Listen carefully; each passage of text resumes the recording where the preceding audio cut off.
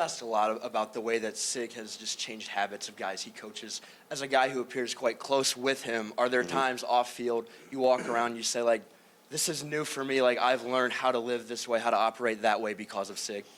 All the time. I was on the phone with my mom about 2 days ago, and I don't even remember what we were talking about. And I was like, yeah, I just hope like somebody just doesn't get complacent.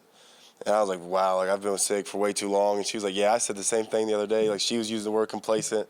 So it's just funny, like when you've been with somebody for so long, you start like kind of talking like them a little bit. But everything he talks about is true, like in football and in life. Complacency kills. Everything about like just the way he makes his football program makes you a better person too. I think my mom gets that when I'm texting her, no more talking about the last game, on to the next. So it's funny how long I've been with him and, the things that will kind of rub off on me. So Jeff on your left and then Zach B. Yeah, I don't know if you guys have had a chance to look at the metrics, but they say the metrics suggest you guys are one of the best teams in the country in the last 15, maybe 20 years. Are you guys aware of it? And even if you are or aren't, why do you think you guys have played to a standard that's not excellence this year, but has some historical context to it? Yeah, I'll save that question for after this next game. It won't mean really anything unless we walk away with a win in this game. I'm proud of where the team's at right now. I think we're playing well all together. We got to put on the field, Monday night. On your right to Zach B. and then Joe. I think Sig said yesterday something along the lines of this team, out of any team he's had, has done better at adhering to the message and kind of going along with that. Why is that so? Why have you guys been able to adhere to that message so well? Yeah, I think at the end of the day, we all know, Sig's been in these positions before. He's played in big games, and at the end of the day, all of his players just want to do is win. So whatever he, deems is the most important thing, we're going to follow that. We have an older team of, veteran leadership that has been in these big games. We've been in the situations that we're, facing right now. So it's all about, taking the past experiences and kind of moving forward with them. Obviously, Coach Sig does a great job with that. But having the older guys that we have, it's taking that message and then, relaying it to the younger guys, relaying it to your room. Our assistant coaches do a great job with it too. So, it's just kind of making sure we're all adapted to just one message and that we're on the same page at all times. We'll go Joe and then Eli. Fernando talked after the Peach Bowl about delayed gratification being a mindset that this team really embodies, where you were able to reset after these high highs. How do you train your own mind? Like, what goes into it to have these moments reset and just move on, treat every game, like he said, as the national championship? Yeah, well, the good thing is I think we've built a couple experiences off of doing that. The last probably 2 months has been a lot of highs for us. There's been some lows in there too, but it's all about, take it, enjoy it for the moment, and then move on. And I think when you get in the postseason especially, that's how you have to live.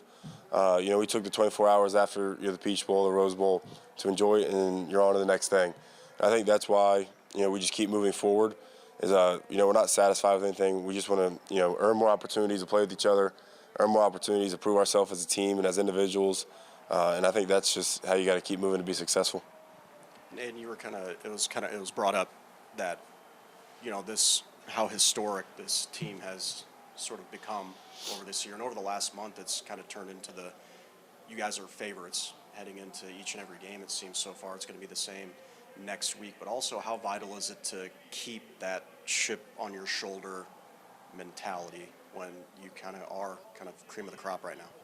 Yeah, we know it'll mean nothing if we don't walk away with a win in this game. So I don't think anybody's really paying any attention to all the stuff that people are putting out there. We looked at the film. We have a lot to clean up from that Oregon film. A lot of sloppy plays, especially in the second half as a defense, and then the one long drive they had before the half. So we know there's so much more room for improvement. So all the things that you guys have pointed out and the historical things doesn't really mean anything to us right now. We're all focused on Miami. They're a great team that has a lot of weapons and a really good O-line, at least on the offensive side. So we have a lot to deal with and a lot to handle, but everything else will take care of itself, and you just got to win this game.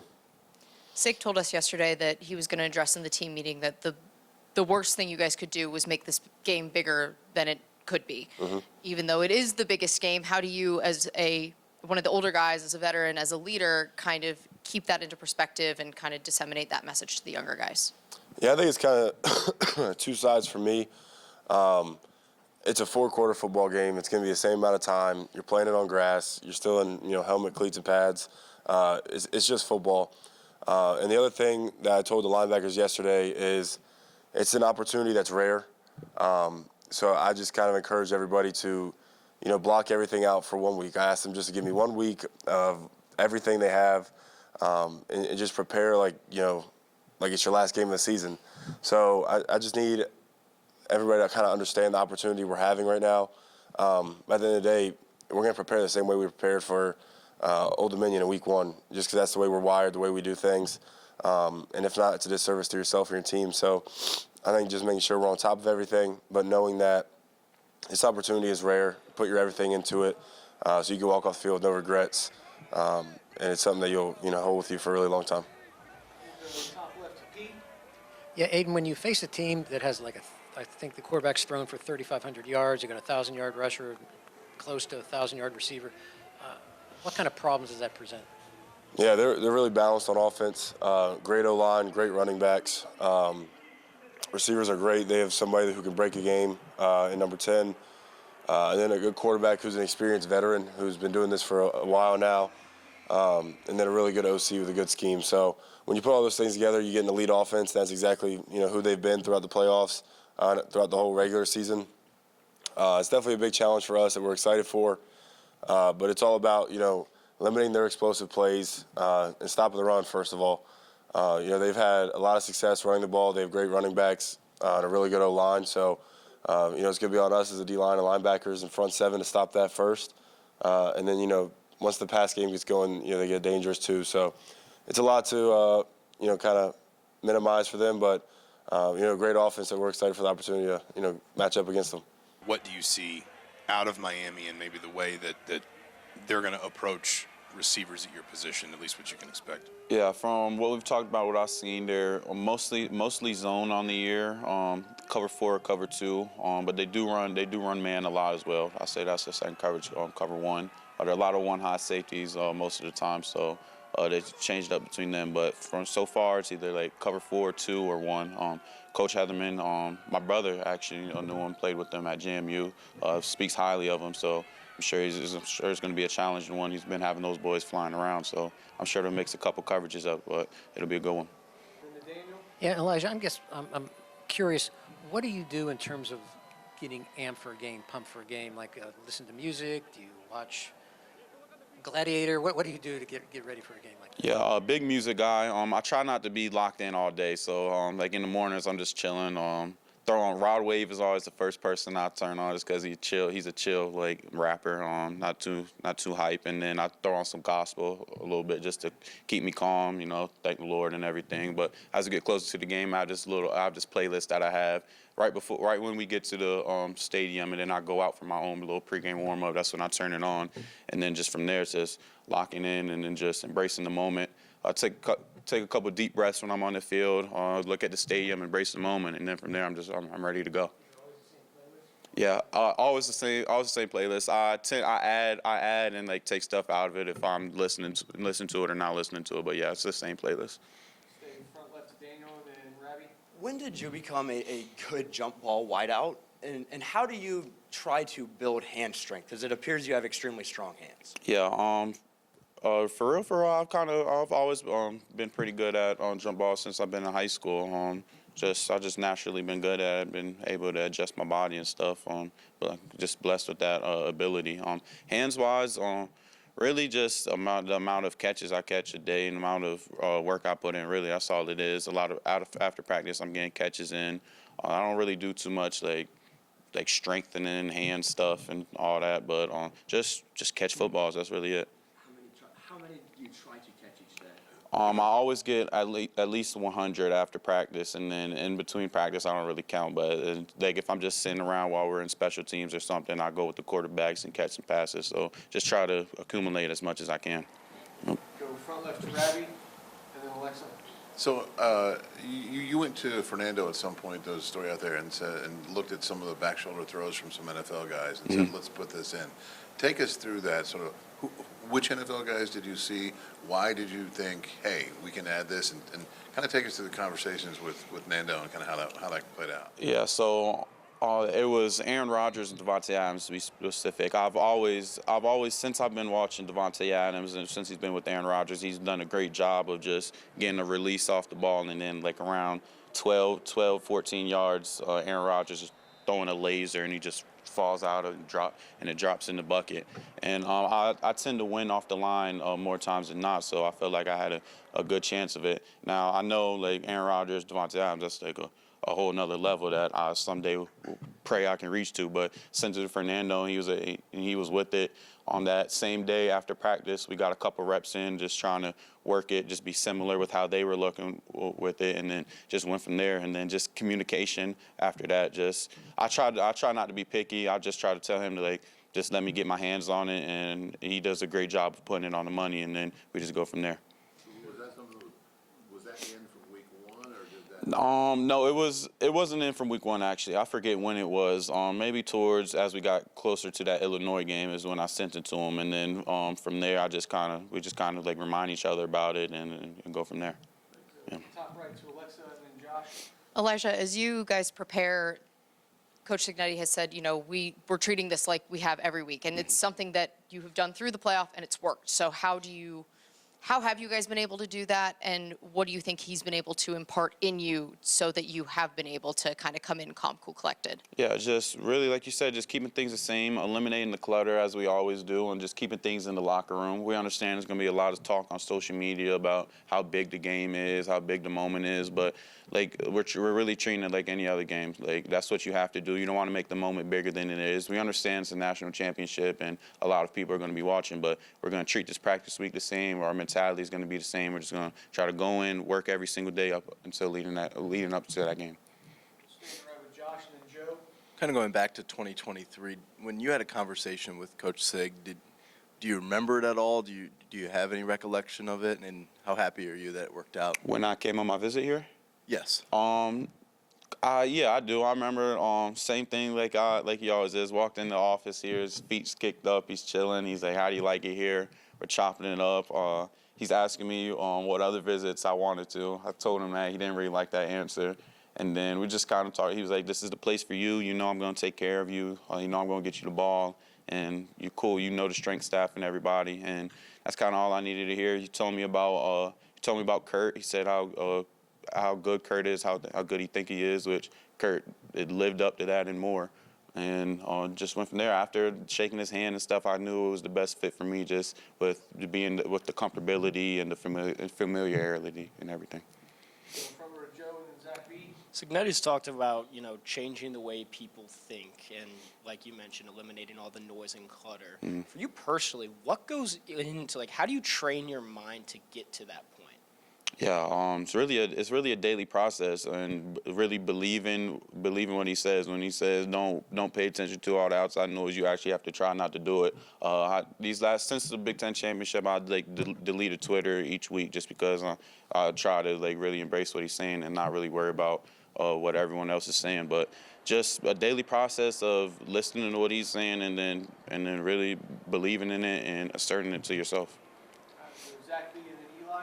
Coach Sig said yesterday that this group, out of every team he's ever had, is the best at taking the message that he gives and then putting that onto the field. So why are you guys so good at that? What makes you the best at that? Yeah, I think we got a great group of vets around. Just a great group of vets that have been there, done that, and we believe what he's saying. We understand what he's saying has been working. So vets have been great job of keeping us in the moment, keeping the young guys on their toes and everything. And just it really hasn't been too hard. We understand our goal and we understand how we're going to get to our goal, and it's just by doing what we've been doing, staying in the moment.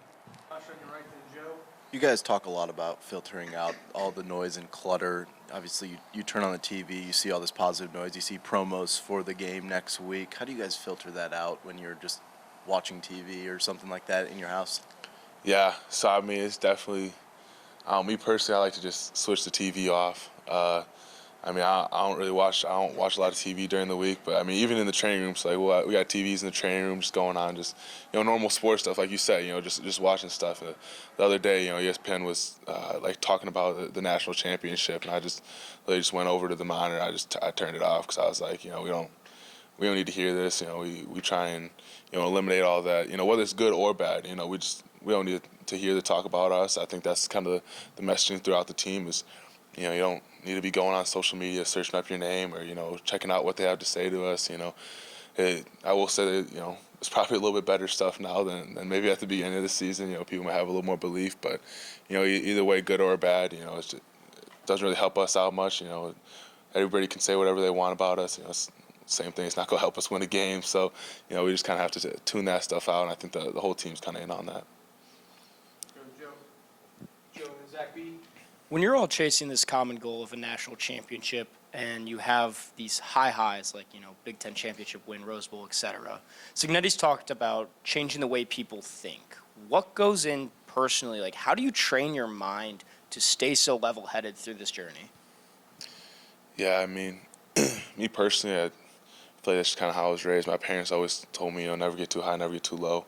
So that's kind of something that I feel like I've carried with me through my whole life. And I think a big thing is, you know, Sig brings in people that are like-minded in that way, right? Like, you know, he's not going to bring in, you know, a lot of big, flashy guys. You know, like he's big on character, you know, when he brings in, when he chooses who he wants here. And I think that really helps out a lot because, you know, if you have, you know, a big group of guys that, you know, are all of good character and, you know, kind of have a similar mindset, like you can kind of pull some guys along, you know, that might not fully be there yet. I think that's kind of how he helps, you know, lead the team in that way is, you know, just he brings in guys that, you know, collectively, you know, bring everybody along with him. So, you know, I think that's part of the, you know, like, they talk about our age a lot recently, and I think that's part of, you know, one of the advantages that we have in our age is just a little bit more experience, a little bit more knowledge that, like, you know, winning a big game is exciting and it's great, but, you know, winning a big game just gives you opportunity for another one. So, you know, you kind of have to refocus and get with that, and, you know, hopefully our older guys are able to impart a little bit of knowledge on the younger guys that haven't been there before, and hopefully that helps us out, and I feel like it has so far this year. Zach and Nicole. Coach Sig took a rare moment to kind of reflect a little bit yesterday. He called the last couple of years surreal for him. So when you reflect from going as a walk-on in 2020 to now 5 years later preparing for a national championship, how would you describe this journey you've been on specifically? Yeah, I mean, it's kind of, you know, what I dreamed about, you know, just when I started all that. So it's kind of like a dream come true. You know, I always believed in myself that I had the ability to do this. But to see it all play out, you know, I gotta thank the man upstairs because, you know, it's just you can't do it yourself. You can't do any of this yourself. You know, I've been lucky to have a good set of circumstances where I was not only able to get an opportunity to be on scholarship, but then able to play for, you know, a really good team here and compete for a national championship. So, you know, it's just a lot of opportunities that you get. You know, it's something special. You know, it's a really cool thing to be a part of. I haven't really fully reflected on it yet. You know, I'm kind of focused on this next game, but hopefully after this next game, I'll kind of have a second to really sit down and think about that. We'll go top left to Nicole, and we'll wrap up with Jim. Obviously, everything throughout prep and in game is very businesslike. Curt Cignetti asks you guys to play 1 to 150 the same. But have there been moments in which football has felt fun during this run, especially with the dominance it feels like you guys have experienced during games? Yeah, definitely. I think, for me, every day football is fun. You know, it's definitely a business-like approach, and, you know, that you have to be intentional about everything that you're doing. You kind of have to be on top of your stuff. But, you know, I think, the day football isn't fun for me, I'm not going to play anymore. You know, I love the sport. I enjoy it a lot, and I think that's a, you know, a great balance that you have to strike is, you know, enjoying yourself and having fun with the sport while also being able to approach it like it is a little bit of your job. But I think there's definitely, you know, every time I get to step out on that field, I'm having fun. I'm enjoying it. But it's just, you know, that mentality of this is serious work, that this does need a lot of focus and attention. Your last one, second row left to Jim. Riley, when we get to this level, teams are so elite, and usually there are certain superstars that stand out. With this team, it is just a group across the board, especially the receivers are so deep. How fun is it to play in a situation where there is no true superstar? There's just a bunch of guys that are great, and you're one of them. I mean, it makes my life a lot easier. You know, I like to say all the time, you know, you got so much skill on offense, so many great players on defense. It really does, you know, it makes everybody's job easier, right? You know, we had 6 different guys score a touchdown last game when, I mean, that's something special, you know what I mean? Like, to have 6 guys score a touchdown in the semifinals is insane, you know. It just speaks to, like you said, the depth that we have, you know, across the board. You know, it helps out all of our receivers because you can't solo one guy out. You know, we got 2 running backs that are both phenomenal, so you can't, you know, one guy gets tired, you just put the next one in, and there's no drop off. You know what I mean? It's like, I think that's just critical to, you know, how successful our team has been. And then obviously you got the defense too. I mean, you got guys all over the place making plays, you know, and we've had some guys, you know, go down, but the next guy steps up and he's making plays too, you know. And Daniel Dugway, he had 2 sacks and a block punt. You know, I mean, that's huge, you know, and that's a guy that, you know, hasn't played much this season, but, you know, he comes in and, you know, he's played in the Rose Bowl and now the Peach Bowl, and, you know, it's just had a big impact in both those games, which is just huge. You know, it speaks, like I said, to all the talent that we have all around. You know, it's a joy to be a part of. You know, like I said, it makes my job easier. You know, you don't have to fight and scratch as much. You know, kind of get things a little bit more opened up. So I'm definitely happy to be a part of it. Talk to me as a guy who's going to be in the trenches. What do you see from Miami's defensive line and defense overall? Well, they are. They are very physical, very violent. They're special players, especially on the outside, and it's not like their interior drops off at all either. Just all across the board, really talented players. The physical attributes are there, and they maximize their physical attributes. They fly around, and they're a fast, violent group that's coached really well and do their jobs well. So it's going to be a huge challenge for us, and one we got to prepare for and be ready for. As a guy who played on this huge stage last year, right, how do you try to maybe pull from that experience, try to impart what you learned last year with this whole, you know, squad around you that really hasn't experienced this game yet? Yeah, I think it's been similar to what we've been talking about, you know, during this whole playoff run, is just being where our feet are and really maximizing each day and each opportunity, maximizing our practices, making sure we go out on that practice field and have the best day possible, and really taking what we're learning in the meetings and putting it onto the field. Because at the end of the day, it's another football game, right? You know, the stage is big. The stage has been big the past couple weeks. So the game's in between the white lines. And I think we've done a good job of having that headspace and having that mindset, never making it bigger than it is, and really just making sure we're putting in the work and putting in the prep so that when we get to game day, we put our best foot forward. I guess a schematic question, but you guys we've seen more 6 lineman stuff recently. Does that change anything for you as a center, or like, do you kind of remain just between the tackles in terms of your checks, your reads, the stuff you've got to communicate? Are you saying like when you bring in the extra lineman just to go a little bit heavy? Yeah.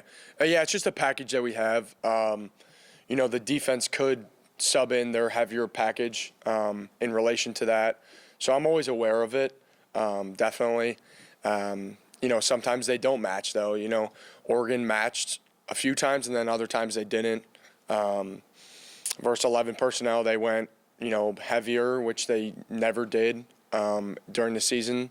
You know, they went 5-2, and then other times, you know, when we brought in that heavier package, they stayed in 4-2 base. So you just always got to be aware of it, especially as a center, and because the specific plays that are within that package, you know, consists of a specific mic ID.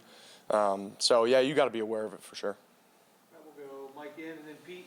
Kurt said he appreciated your effort being 20 yards down the field on the fumble recovery, but he said you had some work to do on your technique with falling on the ball. Did he give you a hard time in the moment or any time after that? No, I haven't heard anything from him, but, you know, there's always stuff to improve on. We actually did work on that. We did a drill like early in fall camp, like at the end of practices, just falling on fumbles and stuff. So we've worked on it, believe it or not. Yeah, I mean, there's always room to improve. We'll go top left to Pete. Yeah, Pat, I wanted to follow up on that. Just the mindset that enabled you to be 20 yards down the field. Is that something you try to do all the time, and just the approach it takes to show that level of effort?